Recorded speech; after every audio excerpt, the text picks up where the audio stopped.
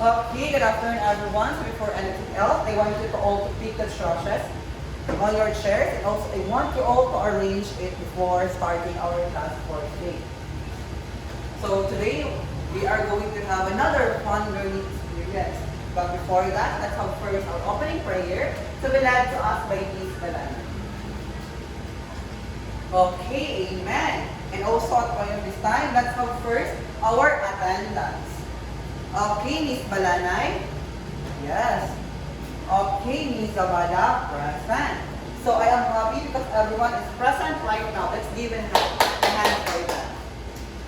Okay, before anything also, let's have our classroom rules. So first, I want you all to raise your hand when you want to answer or if you have any questions.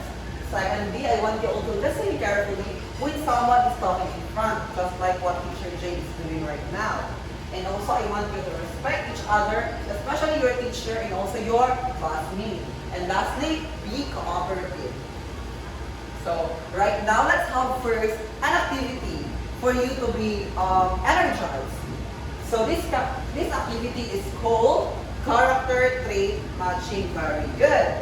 So, the instruction for this is Teacher Jane will gonna present some character traits in the TV.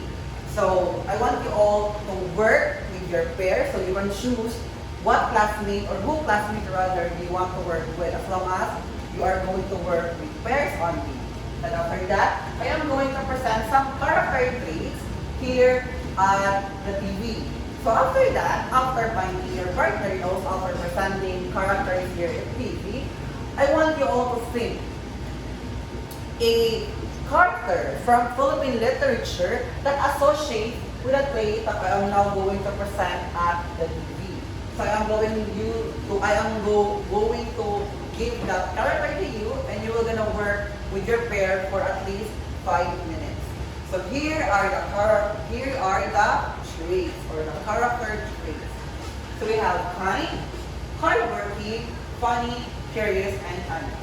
So your 5 minutes starts now. Okay, 5 minutes is up.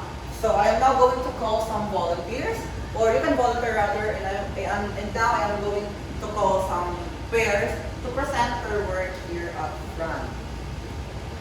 Okay, so I want to call Miss Bilanige. Okay, you can present your work here up front. Okay, very good. Let's give a hand for Miss Bilanige and his partner. So she said that they pick hardworking and kind trait on the CV. And the first thing that comes to their mind when they hear or when they see rather this character, kind and hardworking, is they associate this with the character from Ang Pagong at Ang Matching, which is Tapagong. So who among you here read Ang Pagong at Ang Matching? Okay, very good. So I believe everyone read that story since it is one of the most popular Philippine literature fables. And also, they associate Matching or Pagong rather in the story as someone who possesses hardworking and kindness ability or traits. Okay, thank you for that, Miss Bilanige. And yes, very good. Miss Zabala is volunteering. Now you can present your work with your peer here up front. Okay, let's give a hand for them. So, according to them, they picked the trait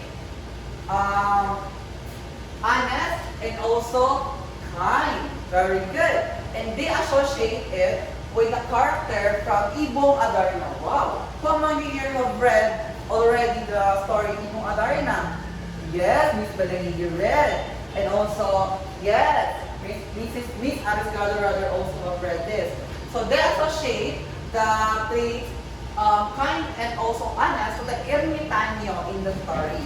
Okay, let's give a hand for everyone because you are cooperating and the discussion and also the activity rather that we have.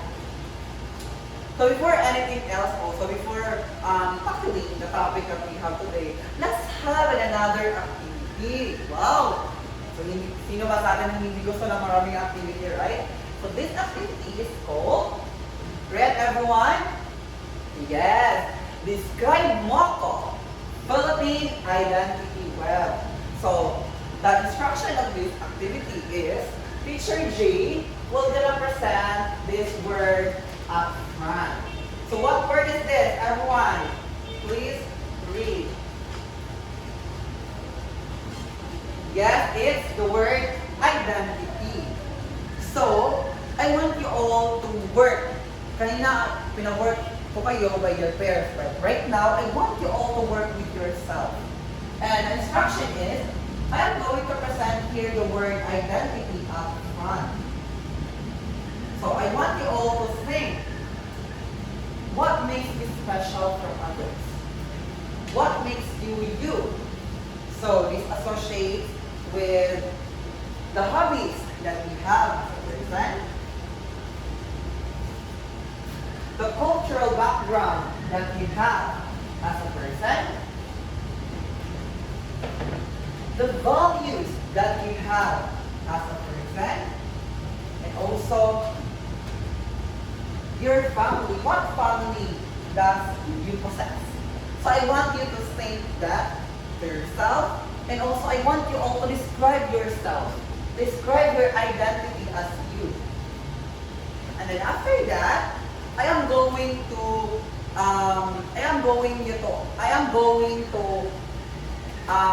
make everyone to change their paper by using the means of counterclockwise. And then after that, the students who pick a certain paper from her or his classmates will gonna read what her classmates wrote on the piece of paper. So, hindi po kayo yung magbabasa ng sinulat nyo, yung classmates nyo.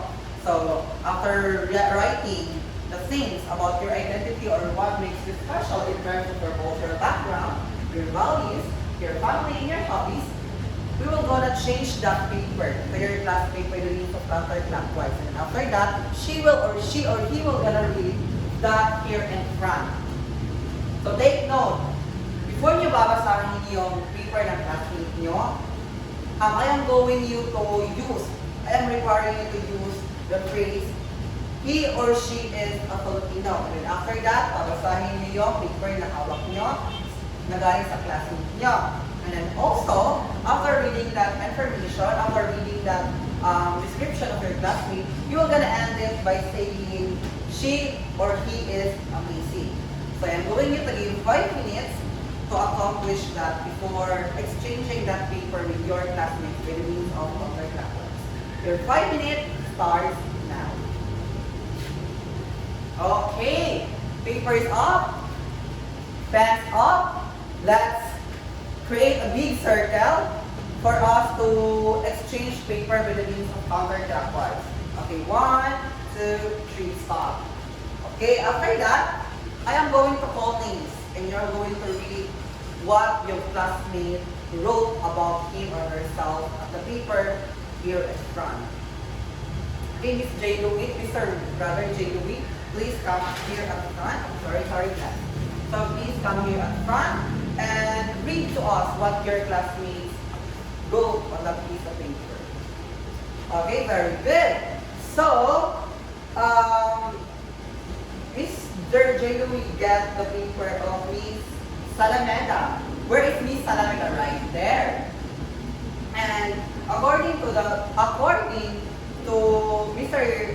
J. Louis, you wrote on your paper that you are a Filipino and you are a Muslim. And you love Ramadan as one of the celebrations that you have in your culture. So, Miss Robert Salameda loves Ramadan and she is happy when we are going to celebrate it. So, let's clap our hands for that. Yes, Mr. Arnold, present that paper here in front. Okay, thank you. Let's clap our hands for Mr. Arnold. She picked the paper of Miss Soyosa. And according to Mr. Arnold, Mr. Soyosa wrote that as a Christian, she loves to celebrate Christmas with his brother family. So if Miss Alameda loves Ramadan, Mr. Soyosa also loves to celebrate Christmas with her family. So let's give a hand for everyone who participates in this kind of activity. Right now, I am going to ask questions. Based on the activity that we did, what do you think will be the topic that we are going to discuss right now? Yes, identity. Nice point. Yes, Miss Opanya. Yes. Literature. Very good. Nice point. Yes, Miss Bueno. Okay. Myself. Traits. Very good also. You have a point. So all your points are valid. Someone says identity. Someone says literature. And someone says traits. So let's give a hand for that. So without further ado, our topic for today is called, I want you all to read everyone. So discovering literature as a tool to assert one unique identity and to better understand other people. Yung nagsabi ng identity, correct yun. Yung nagsabi ng literature, not correct yun. So our topic for today is about discovering others with the need of living literature. Wow! And also discovering others, and also to respect others by the means of literature. But before anything else, let's read our learning objectives for our topic today. Okay, everyone read? Okay, very good. So our learning objectives for today is we need to describe how characters in the story shows their unique identities. So since stories possess characters, so ating pag-uusapan ngayon, students, kung paano ba natin nakikita ang characters ng isang tao, ang characters ng isang individual, ng some characters by reading the literature that she or she is associated. And also identify how literature can help us learn about other people's life. Yes, since literature presents some characters or traits of the main character or the characters in the story, and we are also going to identify how literature can help us not only to understand ourselves, but also understand other people. And lastly, explain how literature helps us to understand our own identity and help us to understand other people. So hindi lang po natin pag-uusapan yung identity or your characteristics ng isang tao, ng isang character na nakikita sa pagbabasa ng literature, but also we're going to talk about how it can help us to understand more ourselves and also to understand other people. So right now, let's have our discussion proper. So, when we say identity, who wants to read? Yes? Mr. Inante? Okay. So when we say identity, it is a set of qualities, beliefs, personality traits, appearance, or expression that characterize a person or a group. So it identifies emergence during childhood as a children start to comprehend their self-concept. It remains a concept aspect to different stages of life. So when we say identity, what makes you you? What makes you Miss Bueno as Miss Bueno? What makes you Miss Jano as Miss Jano? So that's what identity is. Ito yung set ng qualities natin as a person, yung paniniwala natin or beliefs, yung personality natin, yung appearance natin, yung expressions natin. Because as a person, as an individual, we have different approaches sa life. We have different beliefs. We have different qualities. We have different personalities from our classmates. So magkakaiba-iba po tayo ng pinaniniwalaan, magkakaiba-iba po tayo ng pagkatao. And that's what identity is. What makes us us? What makes us unique from others? That's what we call identity. So, literature. What is literature? Yes, Miss try number written Julia do. Okay, it's a body of written works that the name has traditionally been applied to those imaginative works of poetry and prose, distinguished by the intention of their authors and the perceived aesthetic excellence of their execution. Sino sa inyo ang nakapagbasa na ng stories? What stories did you read? Okay, ang alamat ang linya. And you, what stories did you already read? Hindi stories. Poems. Anong poem yun? Sa aking mga kababata. So, that is a part of what is so-called literature. Because according here, literature is a written works. Yung mga stories na nababasa natin, yung mga poems na nababasa natin, children, those are the examples of the works of literature. Now, in our topic, how can we connect literature and identity? So, may idea ba kayo? How can we connect the concept of identity to the concept of literature? So, we are going to talk about it later. So, kung may literature tayo kanina, we have also what is so-called Philippine literature. So, when we say Philippine literature class, it is a body of written works, yes, as what describes literature kanina, is itong gawa ng written works. Ito itong written works. So the name has traditionally been applied to those imaginative works of poetry and prose, distinguished by the intention of their authors and the perceived aesthetic excellence of their execution. So yung literature po kanina, yun yung collection of stories ng prose, ng mga literary works by Philippine authors. So sa madaling salita, when we say Philippine literature, ito naman po yung mga works, mga prose, short stories, mga poems, nagawa specifically ng ating mga Filipino authors. So yung mga literature na sariling ating as a Filipino, yun po yung ibig sabihin na Philippine literature. So, one of the things na gusto kong i-apply or i-present as a form of literature is silanggang at pagpaklo. So, yes, Miss Palanay, ganyan, nasagot nila ito sa motivation. So, silanggang at pagpaklo. This is a story about two animals, which in the grasshopper, which have different traits, right? So, sino nakabasa na dito? Okay, I believe that everyone has already read this story. So, silanggang at pagpaklo are two of the main characters in the story that possesses different traits. So, langgang has, yes, the langgam or the ant possess what is so-called hardworking qualities.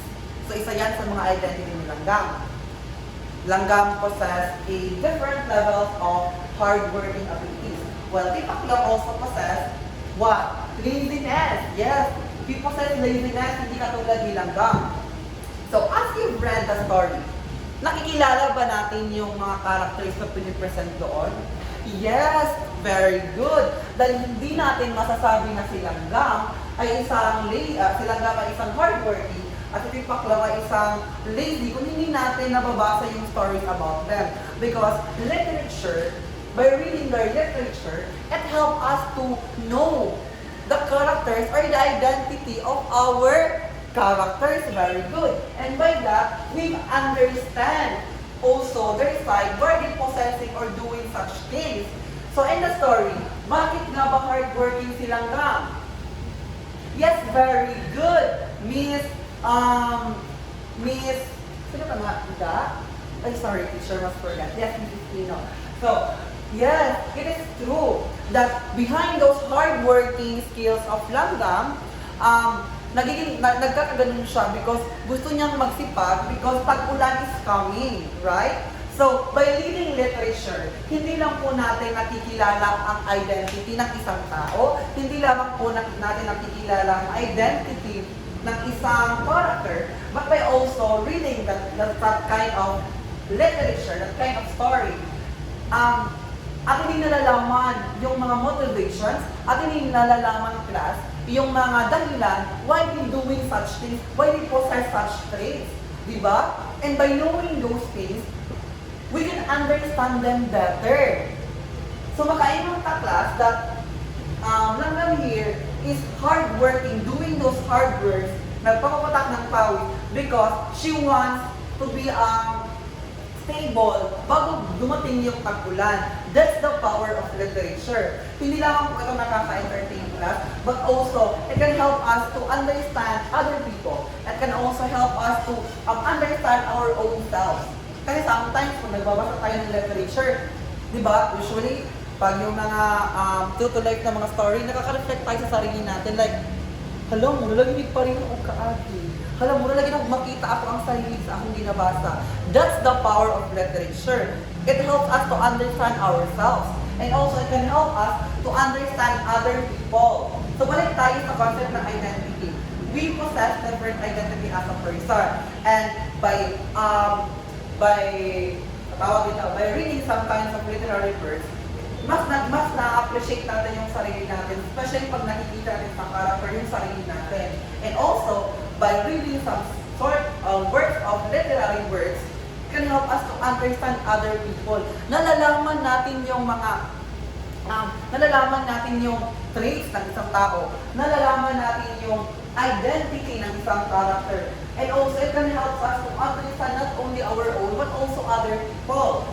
So, sino nang nakabasa dito ng mga works, like, so for example, yung works na, or yung mga balita na nagaganap sa ibang lugar? O you, yeah, of course, because we have this cell phones, diba? Nababasa natin yung mga pangyayari sa ibang bansa, especially pag pini-feature yan sa mga movies. So, parang ganun po. Hindi tayo nakakapunta sa certain na lugar na yun, but by reading those information na gina-publish based on that certain na lugar, para tayong nakakapunta doon. So parang ganun po yung literature class. Hindi natin nakikita yung author, hindi natin nakikita yung tao, pero but by reading their works, para natin silang nakakausap. So ganun. So let's move on. So after discussing that, let's have an activity. It's called Historic Identity through Philippine Literature. So, I am going to provide you with a copy of the story, The Filipino in the Frontier. And after that, I am going to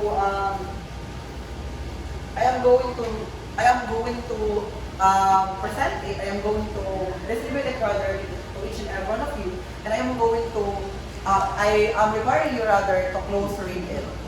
So, basta na magbasa because I am going to have follow-up questions. Here.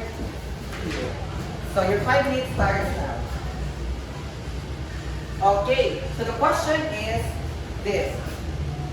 How does the character in the poem assert their identity? Okay, yes, the asserted identity is Balanay by showcasing their Filipino traits. So, basa natin yan. So, yes, very good.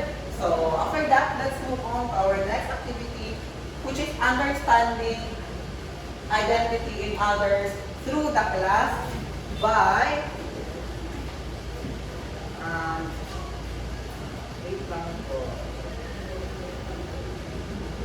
Esperanza Reyes Puan. So, magda-distribute po ako ng mga copies ng the class, and also, I want you all to reflect on the characters that possess, or the characters na napamaloob sa the class ko. So I want you all to read it and also reflect yourself. So I am now distributing the copies, and then after that I am requiring you everyone to write a reflective essay about this, on how you see yourself on the story. So the criteria for that is clarity in organization 10%. Creativity and originality 10%, and depth of reflection 5%. So your 5 minutes starts now. Okay, your 5 minutes ends. So I am now going to collect your words. Okay, thank you for participating. So after the discussion that we have, and also the activity that we have, and also before ending this class, I am going to give you an assignment. So, it is called Discovering Ourselves in Others, a visual representation of identity through literature. So, I am